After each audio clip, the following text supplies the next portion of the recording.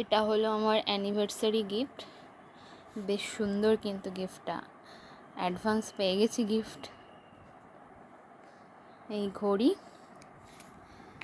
ঘড়িটার সাথে রয়েছে এই হারকানের সেট। এইটা কিন্তু কম্বো সেট ঘড়িটার সাথে, নিউ লঞ্চ করেছে এটা সোনাটার ঘড়ি। তো এটা খুলে তারপরে দেখাচ্ছি।